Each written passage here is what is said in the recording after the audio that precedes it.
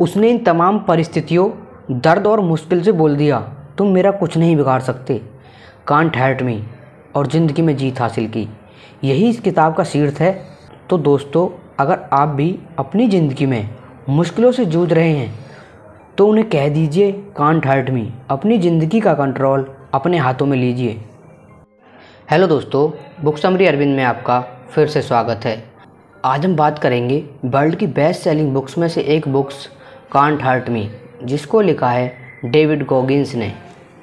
यह बुक उनके जीवन पर आधारित है। डेविड गॉगिंस की जीवनी पर आधारित कांट हर्ट मी बहुत ही मोटिवेशनल और इफ़ेक्टिव बुक है। कैसे डेविड गॉगिंस जीवन की बाधाओं से लड़कर यूएस नेवी सील और अल्ट्रा मैराथन रनर बनते हैं, इतनी स्ट्रेंथ और स्टेमिना कैसे हासिल करते हैं। डेविड गॉगिंस अमेरिका नेवी के सबसे खतरनाक regiment seal Siya air and land से रिटायर हुए हैं।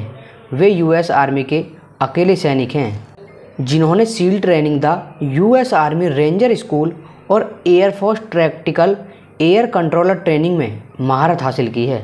उन्हें यूएस का सबसे फिट आदमी माना गया है। हालांकि उन्हें हार्ट डिफेक्ट भी था। उनके नाम 17 घंटे में 4030 पुशअप करने का जीनियस बुक रिकॉर्ड भी है। डेविड का जन्म 1975 में न्यूयॉर्क में हुआ था। उनके पिता बहुत एब्यूसिव थे। उनका एक रोलर डिस्को रिंग था, लेकिन एम्प्लॉयज़ हायर करने की जगह वे डेविड से काम लेते थे। उसे सारा दिन रिंग में रहना पड़ता था। रात को भी उसे ऑफिस में सोने के लिए कहा जाता था, लेकिन शोर के कारण डेविड को ठीक से नींद नहीं आती थी। डेविड के पिता बहुत वॉयलेंट भी थे। वे अक्सर उसकी माँ और उसे मारा करते थे। कई बार डेविड को चोटें छिपाकर स्कूल जाना पड़ता था। जब डेविड 8 साल के थे तो उनकी माँ उसके पिता से तंग आ चुकी थी। वह उसे लेकर इंडिया चली गई, लेकिन वहाँ उनकी ज़िंदगी और भी बदतर हो गई। वहाँ डेविड अकेला ऐश्वर्यत लड़का था। सब लोग उसे नफरत करते थे और हमेशा नेग्रो कहकर बुलाते थे। बहुत से लड़के उसे बुली कहते थे। बहुत बार उस पर गन भी तान देते थे और उसके साथ मारपीट करते थे। अपने पिता के हाथों झेले गए एब्यूज़ के कारण डेविड को ट्रेयूमा के सिम्टम्स आने लगे। वह हकलाने लगा। इसके साथ भेदभाव और बुलिंग के कारण उसे स्ट्रेस और डिप्रेशन हो गया। उसके बाल गिरने लगे और उसकी स्किन पर सफ़ेद चकत्ते भी पड़ने लगे। उसका कॉन्फिडेंस गिर गया था। वह हीन भावना से पीड़ित हो गया और हमेशा दुखी रहता था।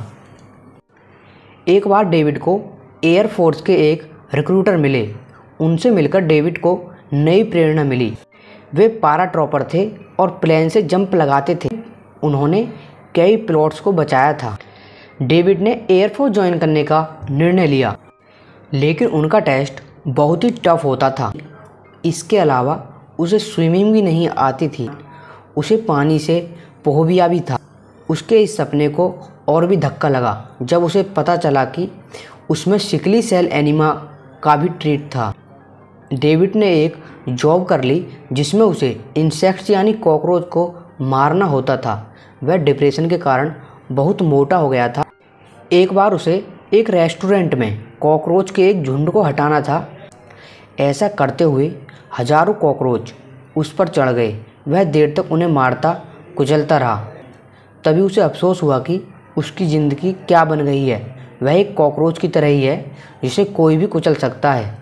उसी समय उसने खुद को बदलने का फैसला किया।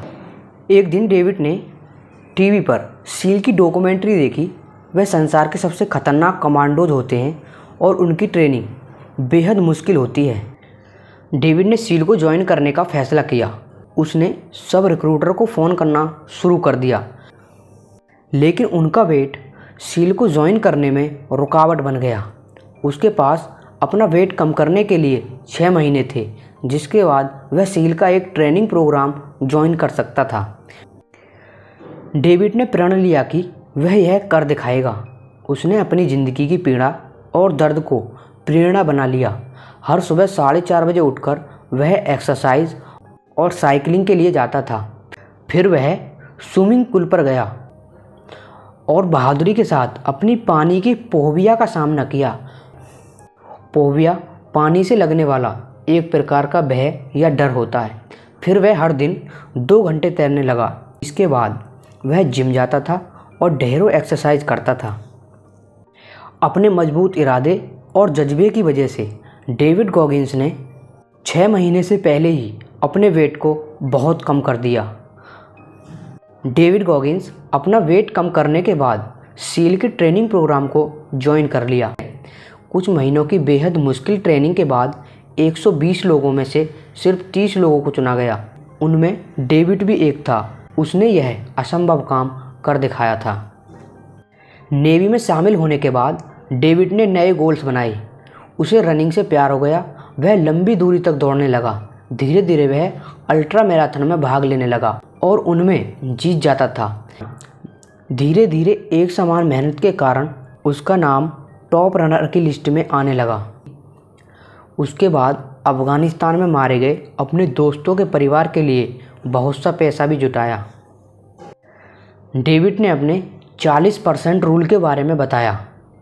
इसके मुताबिक बहुत से लोग सोचते हैं कि उन्होंने अपना 100% दे दिया, लेकिन रियलिटी में उन्होंने सिर्फ 40% दिया होता है। वे अब भी 60% और दे सकते हैं। इसी रूल से डेविड अल्ट्रा मैराथन रनर बन पाया था। इसलिए जब आपको लगे कि आपने सब कुछ दे दिया है, फिर से उठिए और जुट जाइए। सफलता आपके कदम चूमेगी। डेविड गॉगिंस की जीवनी से हमें निम्न महत्वपूर्ण चीज़ें पता चलती हैं। नंबर 1, बहाने न बनाएं। डेविड का जीवन बहुत ज़्यादा मुश्किलों से गुजरा था। वह इन मुश्किलों को बहाना बनाता तो हमेशा गरीब रहता और कभी फेमस नहीं होता। इसलिए कभी भी अपने हालातों पर अफसोस नहीं करना चाहिए, नहीं उनका रोना रोते रहना चाहिए, बल्कि डेविड की तरह लक्ष्य बनाकर उन्हें पाने में जुट जाना चाहिए। पॉइंट नंबर 2, मॉर्निंग रूटीन का महत्व। जो सुबह जल्दी उठते हैं वो अक्सर सफल होते हैं। जब हम सोए होते हैं तो महान खिलाड़ी प्रैक्टिस कर रहे होते हैं, लेखक लिख रहे होते हैं, टॉपर पढ़ रहे होते हैं आदि। इसलिए सुबह जल्दी उठने की आदत डालें। उस समय आप बहुत सा काम आसानी से कर सकते हैं, क्योंकि उस समय दिमाग फ्रेश और एनर्जी से भरा होता है। Point number 3, can't hurt me. David ने ज़िंदगी में बहुत दुख झेले थे। बचपन में पिता की मार, गरीबी, स्कूल में बुलिंग, ऑफसेटिंग, घटिया नौकरी आदि। लेकिन समय के साथ उसने मैच्योरिटी हासिल की और अपने हालातों के सामने झुकने से मना कर दिया। उसने इन तमाम परिस्थितियों, दर्द और मुश्किलों से बोल दिया, तुम मेरा कुछ नहीं बिगाड़ सकते, कांट हर्ट मी, और ज़िंदगी में जीत हासिल की। यही इस किताब का शीर्ष है। दोस्तों, हम आशा करते हैं कि डेविड गॉगिंस की इस कहानी से आपको बहुत कुछ सीखने के लिए मिला होगा। अगर आप एक गोल बनाकर उस पर रेगुलर फोकस करते हैं और उसके लिए रेगुलर मेहनत करते हैं, तो सारी कायनात उसे आप तक पहुंचाने में जुट जाती है। इसलिए आप किसी भी प्रकार की परिस्थिति में टूटे नहीं, उसका डट के सामना करें। दोस्तों, हम आशा करते हैं कि आपको कांट हर्ट मी बुक से बहुत कुछ सीखने के लिए मिला होगा। अगर आपको इस बुक से बहुत कुछ सीखने के लिए मिला है तो हमारे चैनल को सब्सक्राइब और बेल आइकन को प्रेस कर लें, क्योंकि हम इस चैनल पर ऐसी ही लगातार नॉलेजेबल बुक समरी लाते रहते हैं। Thanks for watching.